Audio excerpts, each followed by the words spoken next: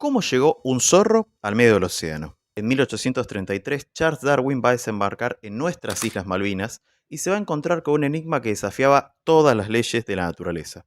Se va a encontrar con un zorro que no temía al hombre y que por lo tanto parecía haber tenido una relación previa con los seres humanos, que vivía a 464 kilómetros de la costa patagónica, pero sin rastro de cómo había llegado ahí, y que encima de todo era el único mamífero terrestre de las islas. Como mínimo, raro. Y lo que pasó por su mente fue la respuesta más lógica, quizás, pero no necesariamente la correcta. Este zorro, que nosotros llamamos guara, había llegado a las islas de la mano de pobladores muy antiguos, de los cuales ni siquiera había registro. ¿Pero es esta la única explicación que hay? Gran Bretaña sostiene que las Islas Malvinas eran tierra de nadie antes de que ellos llegaran, tratando de borrar la huella innegable de la ocupación anterior, no solo la de Luis Bernet y los colonos cuando la Argentina ya era una nación independiente, sino también la ocupación anterior por parte del Imperio Español, cuyos derechos nosotros heredamos tras finalizarse el periodo colonial. Pero, ¿qué pasa si estudios arqueológicos o paleontológicos cuestionan que las Malvinas eran tierra de nadie antes de la llegada de los europeos y por lo tanto cuestionan el principio de res nullius? ¿Pone esta información en riesgo nuestros derechos soberanos sobre el Atlántico Sur? Les adelanto que esta historia es un verdadero caso de Sherlock Holmes porque cuando uno cree que ya llegó a la respuesta definitiva, todavía falta información. Creo que va a haber gente que se enoje con la idea de tener en cuenta o discutir la idea de una ocupación o simplemente una población anterior de las Islas Malvinas de lo que creíamos, pero a esas personas les digo dos cosas. La primera es que la información que voy a analizar surge de estudios publicados en revistas importantes y que han sido un tema de discusión tanto nacional como internacionalmente. Y me parece importante no negar que estas discusiones están ahí, que están en agenda y que no solo atraviesan cuestiones legales, sino que también influyen disciplinas como la arqueología o la paleontología. Es decir, no podemos hacer como que no existen, sino justamente tratar de discutirlos críticamente y desarticular lo que puedan ser hipótesis equivocadas, mal formuladas o incluso mal intencionadas. Y la segunda es simplemente que se queden hasta el final porque se van a sorprender.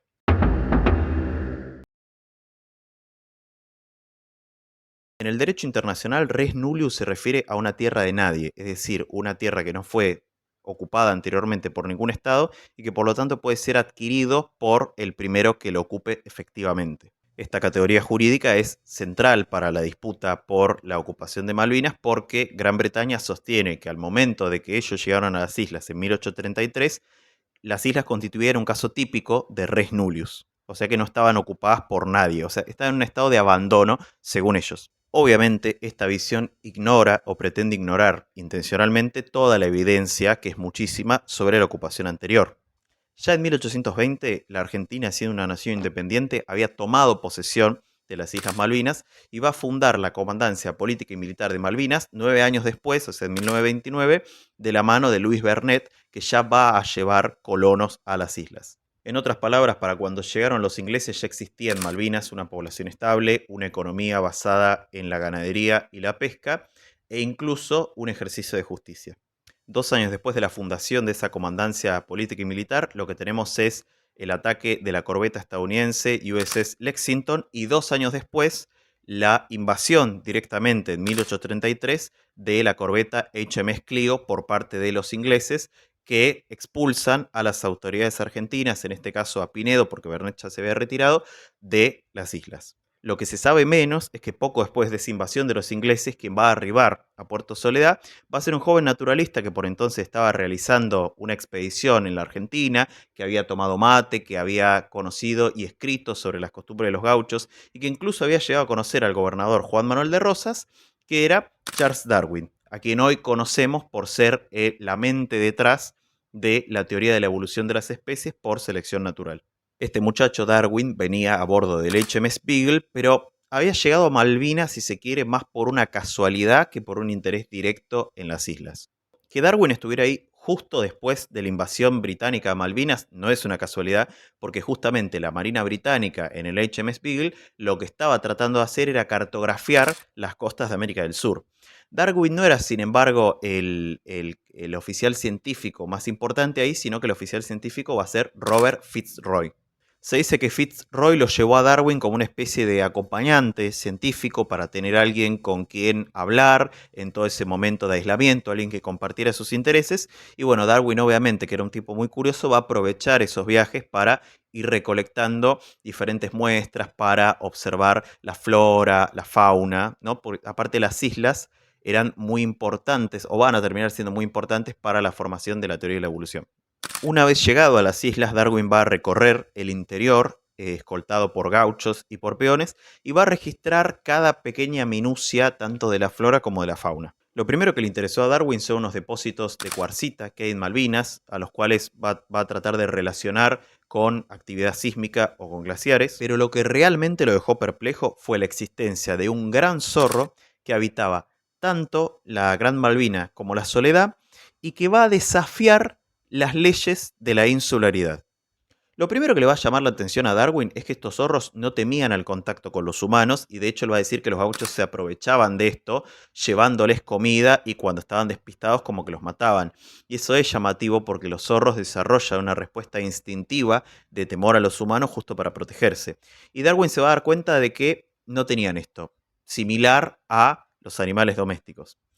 Pero al mismo tiempo no había ninguna explicación de cómo los zorros se habían llegado ahí, porque no había ningún registro de una ocupación anterior a la de los europeos. Entonces Darwin, en unos pocos párrafos, en su diario de viaje, lo que dice es, bueno, ¿cómo llegaron estos zorros acá? Porque encima de todo se habla de que esos zorros eran diferentes. No solo eran diferentes los de Gran Malvina Soledad, sino que los zorros de las islas eran diferentes de los del continente. Entonces, todo era un gran misterio. Y obviamente uno se puede preguntar, bueno, pero ¿qué pasa si esos zorros fueron llevados a las islas por ocupantes europeos anteriores? ¿Sí? No es necesario suponer que fueron pueblos originarios, sino que uno podría pensar que los llevaron 100 o 200 años antes de la llegada de Darwin. Digo, eso podría ser. Ahora, si uno lee los diarios de viaje escritos por Louis de Bougainville en 1764, también le llama la atención los zorros y certifica que los zorros estaban ahí mucho antes de que llegaran los españoles o incluso los franceses.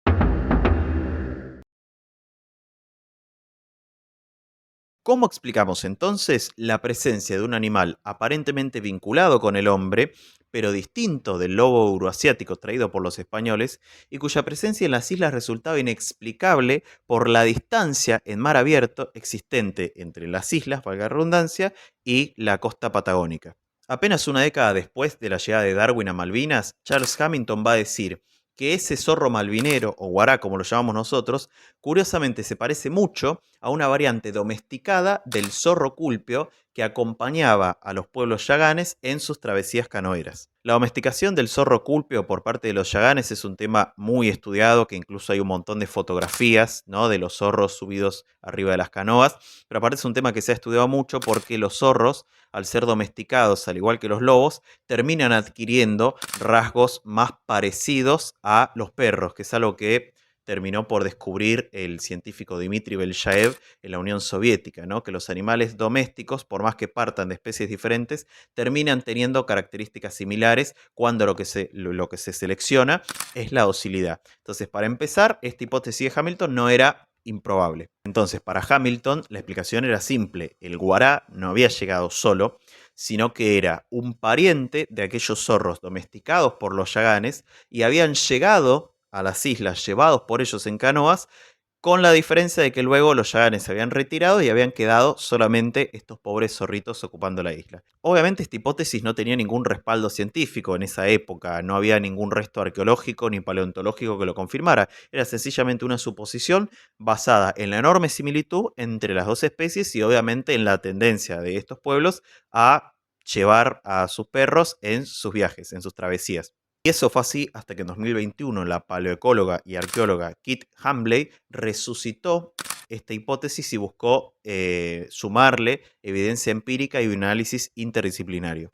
Hambley sostuvo, igual que había sostenido Hamilton hace bastante tiempo, que efectivamente las islas no estaban desocupadas ante la llegada de los europeos, sino que habían sido pobladas durante periodos muy breves, o sea, durante periodos de viaje, por estos pueblos canoeros que eran los responsables de haber llevado al Guará. Pero se imaginarán que este equipo arqueológico hizo mucho más que solamente traer a colación una vieja hipótesis de Hamilton. Una de las cosas que ellos dijeron es que entre el 550 a.C.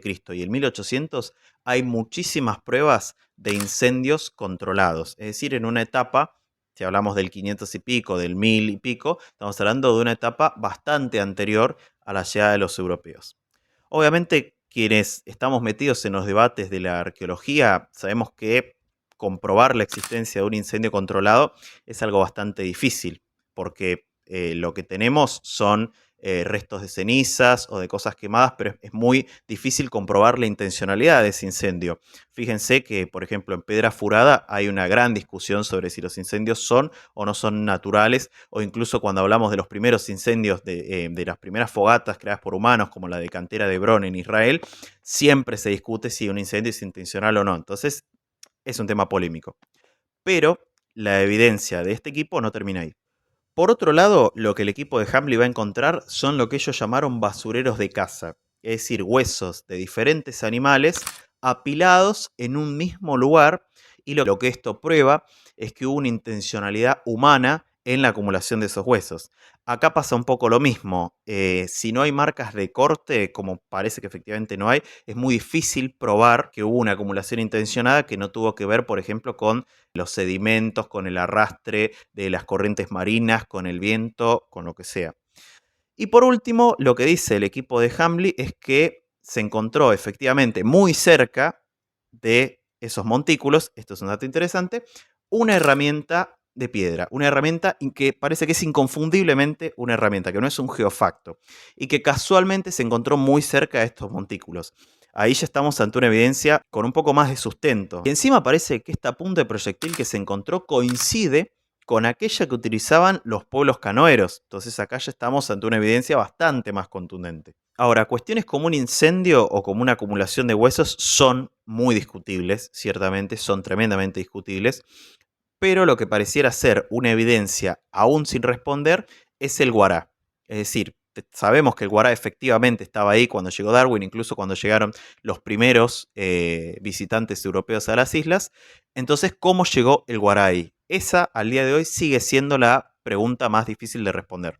Y acá es donde entra la genética, una disciplina que a muchos paleontólogos no les termina de convencer el uso que se le da, pero a mí me parece que usada responsablemente es tremendamente útil, sobre todo cuando la evidencia arqueológica o paleontológica, más en paleontología, es escasa. Porque en 2013 un equipo de Jeremy Austin y Alan Cooper secuenció el ADN antiguo del guará y determinó que éste se separó de su pariente continental hace al menos 16.000 años. Cuando hablamos de separarse hay que pensar que las especies comparten siempre un ancestro común y hay un momento donde hay dos poblaciones que se separan y tienen, por así decirlo, una evolución cada cual por su lado.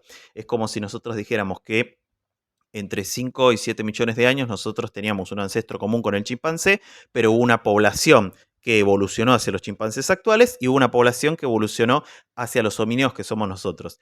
Acá pasa lo mismo, nosotros podemos, a partir del ADN, de secuenciar el ADN antiguo, saber que el guará se separó, esto lo vemos por la cantidad de mutaciones genéticas neutras, de su pariente continental hace 16.000 años. Y esto es una evidencia bastante contundente, porque si el estudio de Austin y Cooper dicen que el guará se separó hace 16.000 años de su pariente continental, pero el estudio de Hamley dice que los pueblos canoeros trajeron al guará hace 1000 años, bueno, las fechas no dan para que se dé una interpretación del tipo, bueno, que el guará se separó a partir de que llegó a las islas por el aislamiento con las poblaciones continentales. O sea, no dan las fechas. Uno dice que fue hace 16.000 años y el otro dice que fue hace 1000 años. Y cualquiera puede decir, che, pero si el estudio de Hamley es de 2021, ¿no le respondió a este estudio de Austin y Cooper que es de 2013? ¿Qué hizo? ¿Simplemente ignoró la evidencia genética? Pero la realidad es que no lo hizo. Si uno lee el estudio de Hamley toma en cuenta ese estudio de 2013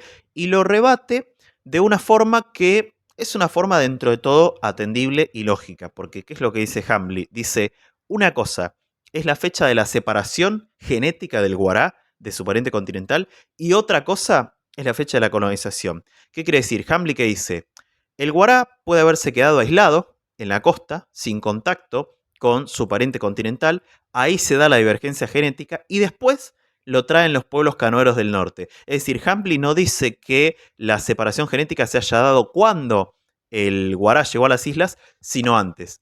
Ya esto es un poco más difícil de sostener igual, pero no deja de ser una posibilidad lógica.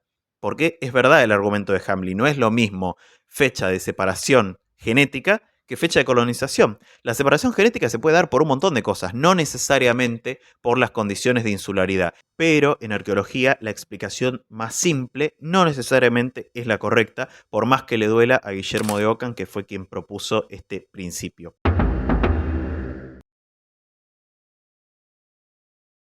En 2022, Borrero y Sangrando, que son dos arqueólogos argentinos, se meten en esta polémica, lo cual es muy importante porque cuando se está hablando de un tema nacional es muy importante que los arqueólogos nacionales participen y discutan la evidencia con otra evidencia, que lo hagan de manera seria, que lo hagan de manera crítica, pero sobre todo que no lo ignoren, que no digan, no, bueno, solamente son los ingleses tratando de hacernos tal o cual cosa.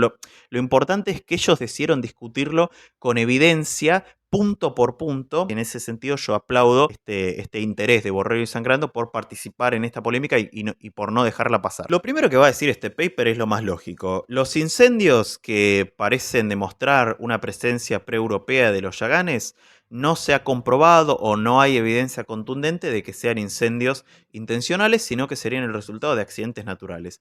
Esto es una discusión muy repetida en la arqueología. Ya les digo, es una discusión que, por ejemplo, en Pedra Furada está muy presente. Si los incendios son intencionales o no, es algo muy difícil de demostrar tanto una cosa como la otra. Ahora, también Borrero y Sangrando se meten en la cuestión de la herramienta de piedra supuestamente de la punta de proyectil supuestamente vinculada a los pueblos yaganes y dicen, ¿sabes que sí? Efectivamente, la herramienta de piedra estaría vinculada a los pueblos canoeros del sur. Pero hay bastantes cuestiones para aclarar. Porque aunque los artefactos encontrados por Hamblin sí eran auténticos, sí eran hechos por seres humanos y efectivamente parecen coincidir con el tipo de tecnología de los pueblos canoeros, no corresponden a una ocupación antigua, según Borrero y Sangrando, sino a una misión anglicana del siglo XIX, posterior a la invasión inglesa a las Malvinas, en la cual se llevaron a 150 nativos fueguinos a las islas para evangelizarlos. La idea de esta misión anglicana era sustraer a esos nativos de su hábitat natural para poder inculcarles otro tipo de prácticas culturales, pero se les dejó continuar durante mucho tiempo con su modo de subsistencia, es decir, que podían seguir cazando, pescando y creando herramientas. ¿Y qué dicen Borro y Sangrando? Sí, esa herramienta que ustedes encontraron efectivamente está cerca de esos montículos supuestamente intencionales, pero también, adivina de qué está cerca, del sitio donde estuvo esa misión anglicana. Los anglicanos tuvieron una presencia bastante importante en la Argentina durante esa época. De hecho, Sam Slick, hijo del cacique Gununacuna Tehuelche Casimiro, formó parte también, digo, fue educado por esos anglicanos. Entonces, digamos, es una presencia anglicana que está muy comprobada y está fotografiada, y que está documentada, ¿no? Y llama la atención que el equipo de Hamlin no la haya tenido en cuenta. Pero, ¿qué hacemos con la evidencia de oro? ¿Cómo llegó el Guará a cruzar 464 kilómetros por mar abierto sin la ayuda de los humanos y de sus canoas? Esa sigue pareciendo la evidencia más contundente. Pero Borrero y Sangrando parecieran tener la respuesta, o al menos una posible hipótesis. Mucha gente, cuando he hablado de este tema en las redes o cuando lo he hablado en persona, me dicen, che, pero durante la época glacial, en el último máximo glacial, por ejemplo, que fue más o menos entre 25 y 19 o 18 mil años, ¿no estaban unidas las Malvinas al resto del territorio argentino, como pasaba con las Islas Británicas y Europa, o con Madagascar y África, o con la Polinesia? Y bueno, se entiende a lo que voy, ¿no? ¿No estaban unidas de manera tal que podamos explicar la llegada del Guará por cuenta propia? Y la respuesta sencillamente es que no. Incluso con el avance en el último máximo glacial hace 25 o 19 mil años, nunca las Malvinas estuvieron unidas al continente. Entonces, la explicación de que llegaron solos pareciera a primera vista improbable. Sin embargo, una mirada más precisa nos hace darnos cuenta de que durante el último máximo glacial, la distancia entre Malvinas y el territorio argentino, si bien no se cerró por completo, se redujo a unos 20 o 30 kilómetros, que seamos sinceros, 20 kilómetros o 30 kilómetros sigue pareciendo demasiado para que un zorrito llegue del punto A, que es el territorio de la costa patagónica, al punto B, que son las Malvinas. Imagínense cualquiera de ustedes nadando 20 o 30 kilómetros. Bueno, no parece un escenario probable. Pero nos estamos olvidando de una cuestión fundamental, que es lo que van a señalar Borrero y Sangrando. Si bien las islas nunca estuvieron unidas al territorio argentino, la baja en la temperatura, que fue muchísima, puede haber permitido durante varios momentos que se crearan una especie de puentes de hielo de algunos metros de espesor que unieran de manera efímera las Malvinas con el territorio argentino, que no es lo mismo que decir un puente terrestre. Un puente terrestre es, por ejemplo, Beringia, que es el puente que permitió a los humanos cruzar desde Siberia hasta Norteamérica. Eso es un puente terrestre que está cubierto por tundra esteparia y que por lo tanto permite que muchos animales, por ejemplo los herbívoros, crucen ahí y se vayan alimentando de restos vegetales. Acá no estamos hablando de eso, estamos hablando de pequeños y efímeros puentes de hielo de unos pocos metros de espesor. ¿Qué dicen los investigadores? Los zorros pueden haber cruzado por esos puentes de hielo de unos pocos metros de espesor alimentándose de fauna marina, algo que está comprobado hoy que, por ejemplo, los zorros árticos lo pueden realizar ese tipo de operaciones. ¿Quiénes no pueden cruzar por esos puentes de hielo? Los herbívoros, porque no tienen nada de lo que alimentarse. Pero los carroñeros, como es el caso de estos zorros, sí podrían hacerlo. Y fíjense que esto se conecta con una de las cosas que decía Darwin en 1833. Decía, algo que me llama la atención es que el zorro de Malvinas, o el guará, como sea que lo llame, eh, es el único mamífero terrestre de la isla. Si tenemos en cuenta esta hipótesis de Borrego y Sangrando, es fácil explicar por qué el guará podría ser el único mamífero terrestre de la isla. Porque los herbívoros estrictos no pueden cruzar por esas capas de hielo. Esto lo que podría demostrar es que cuando las temperaturas globales ascendieron, lo que pasó fue que esos zorritos se quedaron ahora sí aislados en las islas y no pudieron volver. Pero acá podríamos explicar su llegada sin recurrir a la presencia humana.